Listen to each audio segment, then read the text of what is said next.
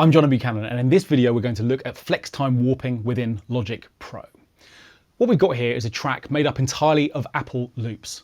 I've chopped them up and I've created a little arrangement. We've got some drums and some electric piano and a couple of little bass individual bits, and let's just hear how it sounds right now.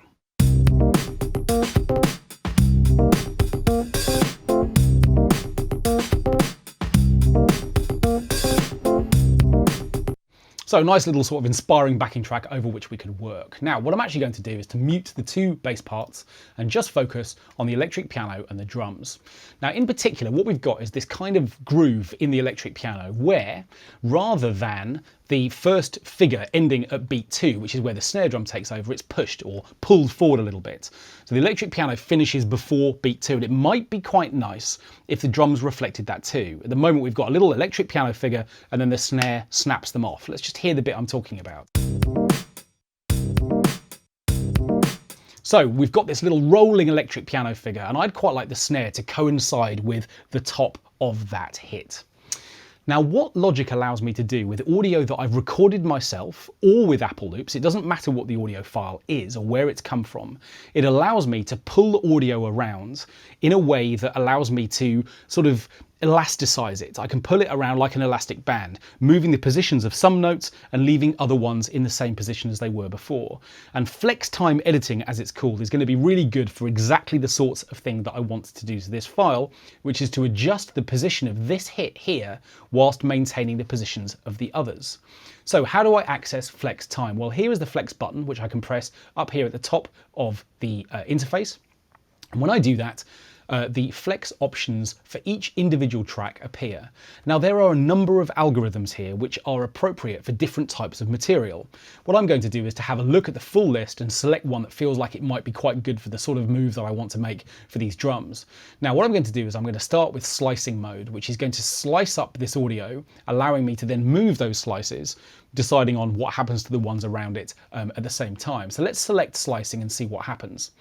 What will actually happen is that Logic will quite quickly go through and analyze the audio, and you can see now that this waveform has kind of changed color.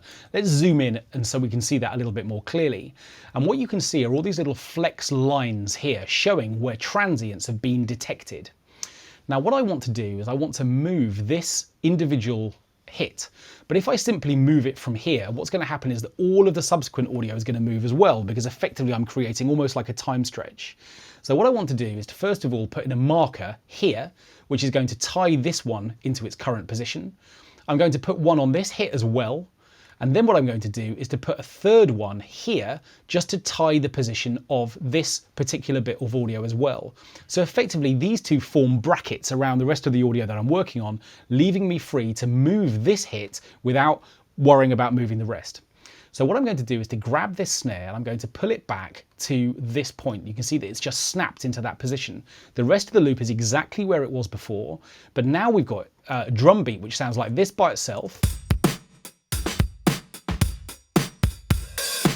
And you can see bar 1's changed and bar 2 is the same, so we can compare the two rhythms, and we should now find that that's locking really nicely to this electric piano part. So we've effectively created a 2-bar groove. The first time the snare is pulling deliberately to be with the electric piano player, and the second time it's looser and it's free. And of course we can make as many changes here as we like. So I could go through and start pulling this rhythm around all over the place to do something interesting and unusual. So let's create a second version just to see what we do in that way. Now what I've done the first time is to create all of those points individually so that we can see the benefit of tying the left hand edge and the right hand edge and moving audio in the middle. But actually Logic makes that even more straightforward than the way that I've done it. If I click in the upper section of the waveform here, I create a single point, like that. But if I click in the lower section, you can see that I can create multiple points.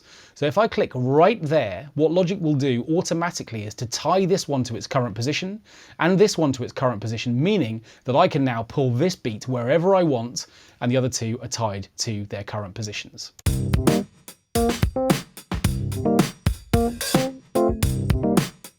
So we've now moved both of those snares so that they better fit what the electric piano is doing underneath.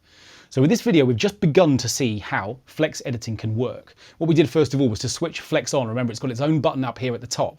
We've then selected the algorithm that we wanted to use, slicing mode, to slice up this audio file. And then what we've done is we've created individual points or nodes to move those transients and allow us to move them where we wanted them to go.